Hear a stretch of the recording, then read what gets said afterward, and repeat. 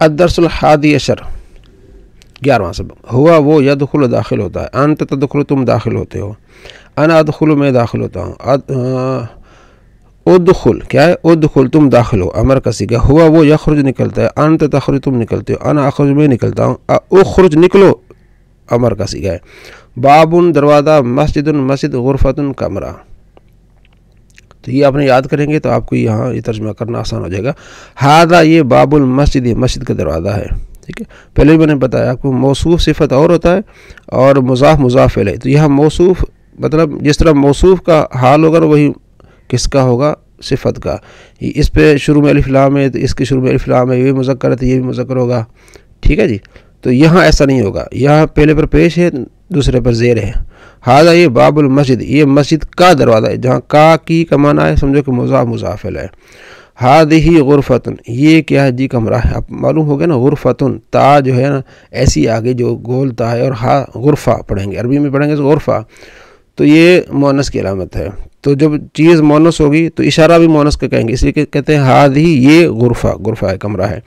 صدیقی میرا دوست یدخل داخل ہوتا فی الغرفۃ، کمرے میں۔ انا ادخل میں داخل ہوتا ہوں فی المسجد، مسجد میں۔ ایک اور چیز بتاؤں، صدیقی میرا دوست یدخل داخل ہوتا ہے فی الغرفۃ، کمرے میں۔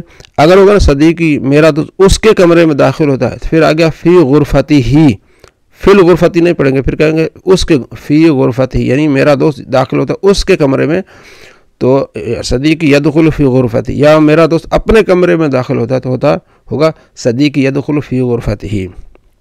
یہ میں نے تھوڑی سی اضافی بات آپ کو سمجھائی۔ انا ادخل میں داخل ہوتا ہوں پھر مسجد، مسجد میں۔ انت تم تخرج نکلتے ہو من الغرفۃ، غرفہ سے، ٹھیک ہے۔ ہوا وہ یدخل، وہ داخل ہوتا ہے من باب المسجد، مسجد کے دروازے۔ ادخل داخل ہو جا فی من باب المسجد، مسجد کے دروازے سے داخل ہو جا، ٹھیک ہے۔ اخرج نکل من باب الغرفۃ، ٹھیک ہے، تو نکل جا مسجد کمرے کے دروازے سے۔ انا ادخل میں داخل ہوتا ہوں فی المسجد، مسجد میں، ٹھیک ہے۔ انت تدخل فی المسجد، تم داخل ہوتے ہو مسجد میں۔ ہوا وہ یدخل فی المسجد، مسجد میں داخل ہوتا ہے۔ زید یدخل فی المسجد، زید مسجد میں داخل ہوتا ہے۔ اخرج من الغرفۃ، کمرے سے نکلو۔ اخرج من الغرفۃ، کمرے سے، یہاں بھی ہے، یہاں ہے اخرج من الغرفۃ، میں کمرے سے نکلتا ہوں۔ ہوا وہ یخرج من الغرفۃ، من المسجد، مسجد نکلتا ہے، وہ یدخل فی الغرفۃ، اور کمرے میں داخل ہوتا ہے۔ تو یہ چیزیں آپ نے یاد کرنی۔ آگے یہ عربی ہے، اس کو آپ نے اردو کرنا ہے، اردو کو آپ نے عربی کرنا ہے، یہ بڑا آسان ہے، یہ گروپس میں آپ نے یہ بھیجا کرنا ہے، اس کا فائدہ آپ کو بہت زیادہ ہوگا۔